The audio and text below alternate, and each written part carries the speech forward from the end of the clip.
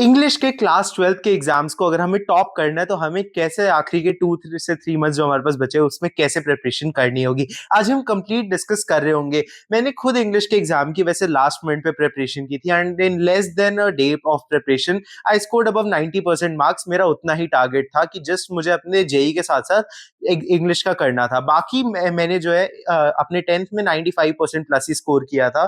तो उसके लिए मैं आपको एग्जैक्टली बता देता हूँ कि आपको इंग्लिश कैसे करना है, क्या क्या बुक्स यूज करनी है, किस तरीके से प्रिपरेशन करनी है, ताकि आप less than 2 months of preparation में 95% प्लस मार्क्स स्कोर कर पाए। सबसे पहले इंग्लिश के दो मेजर पार्ट्स आते हैं जिसमें बच्चों के मार्क्स कट होते हैं। रीडिंग कॉम्प्रिहेंशन और राइटिंग तो देखो ऑलमोस्ट सारे बच्चे ठीक ठाक लेवल पे कर ही लेते हैं। अब बात आ जाती है ग्रामर में, कई बच्चे कई बार वीक होते हैं या फिर लिटरेचर पोर्शन ही कई बार बच्चों का तैयार नहीं होता है।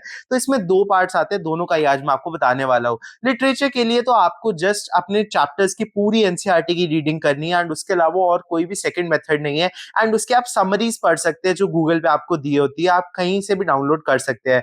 एंड देन उसको ग्रामर का अगर मैं आपको बताऊं तो ग्रामर में काफी सारी बुक्स आपको देखने मिलती है, जैसे बीबीसी कंपैक्टर टाइप्स। आप इनमें से कोई भी बुक को फॉलो कर सकते हैं जो आपको बेटर लगती है। आपको जस्ट इनमें से daily at least 30 minutes to 1 hour practice करना है ग्रामर की, सारे टॉपिक्स का वन वन करके।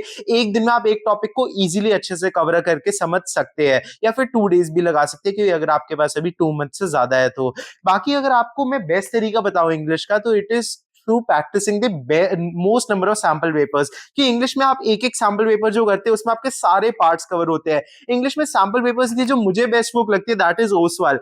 बाकी आपके एमटीजी, एड्यूकार्ट, ओसवाल तीनों के मॉक टेस्ट सैम्पल पेपर्स आते हैं। मुझे पर्सनली इन तीनों में बेस्ट ओसवाल की लगी थी, क्योंकि इसके जो है आपके मॉक टेस्ट के पेपर्स का जो लेवल है वो बिल्कुल आपका एग्जैक्ट इंग्लिश का जो पेपर आपका फाइनल एग्जाम आने वाला है उसी बेसिस पे ही रहता है। मैंने अपनी पर्सनली भी जो मेरा एक दिन का टाइम था, मैंने शायद 6-8 घंटे के अराउंड बेसिकली आपका तैयारी की थी। तो उसमें 3-4 घंटे में सारे चैप्टर्स की क्विक रीडिंग की थी एंड देन मैंने जस्ट सैम्पल पेपर्स किए थे कि आपको एग्जैक्ट आइडिया दे देते हैं किस तरीके के क्वेश्चंस आपके आने वाले हैं।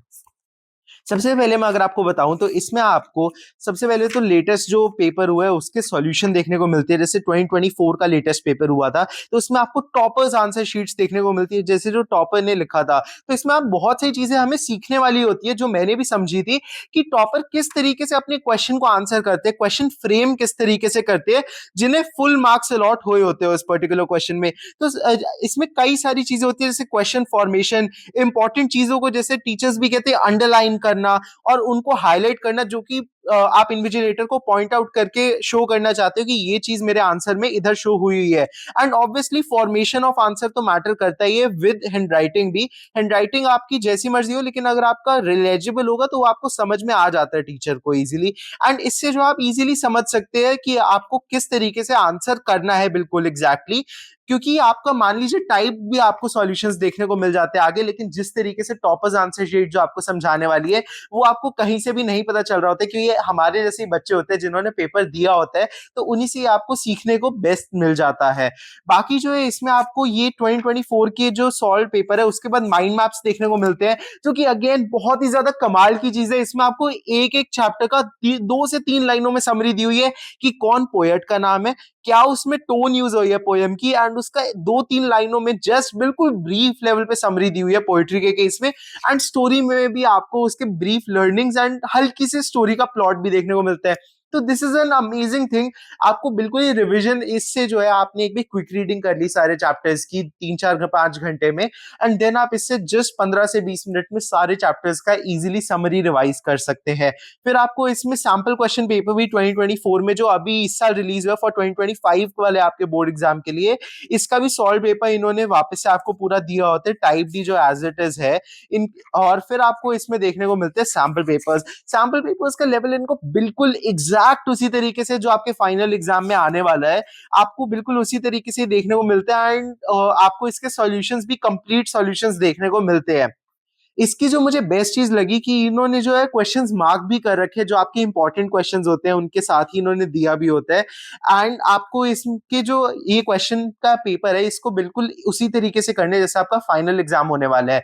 मैं आपको रिकमेंड करूंगा कि आपको जस्ट ये क्वेश्चन खोल के बैठना है, जस्ट पेपर खोल के बैठना है। एंड इसके साथ ही एक आंसर कॉपी अपनी नोटबुक में से 4-5 पेज अलग करके रखना है, जैसे आप फाइनल एग्जाम में आपको आंसर शीट मिलने वाली है उसी तरीके से वन साइड पे ये और एक साइड पे अपनी आंसर शीट पे लिखते जाना है एंड 2 आवर्स 50 मिनट्स का आपको अपना टाइम देना है। 10 मिनट्स क्योंकि आपके फाइनल एग्जाम में क्वेश्चन साइन हो रहे हैं, आपका जो नेम होता है उसके आगे साइन करना होता है, वो सब फॉर्मेलिटीज वगैरह के कारण भी आप मान सकते हैं आपके 10 मिनट जा सकते हैं और एग्जाम प्रेशर भी रहता है। तो 2 आवर्स 50 मिनट्स का टाइम मान के आपको करना है एंड फिर देन इसके जो सॉल्यूशंस होते हैं उससे आपको अपना जस्ट चेक करना है कि आपने कैसा परफॉर्म किया है फाइनली। उसके जो है सबसे पहले आपको मैं इसके सॉल्यूशंस दिखाना चाहूंगा। इस सॉल्यूशंस में आपको बिल्कुल पूरे डिटेल में देखने को मिलते हैं। इनफैक्ट राइटिंग सेक्शन भी जैसे आपको लिखना है बिल्कुल उसी तरीके से देखने को मिलता है।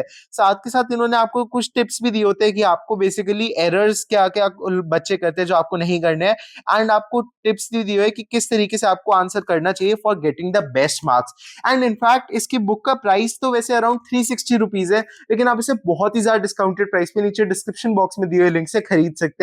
ये सैंपल पेपर्स की बुक भी एज वेल एज जो रेफरेंस बुक्स आप इंग्लिश के एग्जाम के लिए फॉलो कर सकते हैं उनका लिंक भी मैंने डिस्क्रिप्शन बॉक्स में दे दिया है।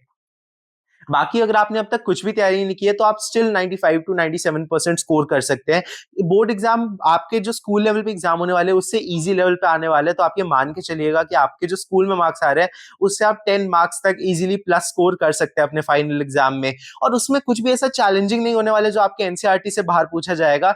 जस्ट आपको प्रैक्टिस के लिए एक्स्ट्रा बुक्स करनी है, वरना आपकी बेस बुक ऑब्वियसली एनसीईआरटी रहनी चाहिए, पहले आपको उसकी क्विक रीडिंग देनी जरूर है।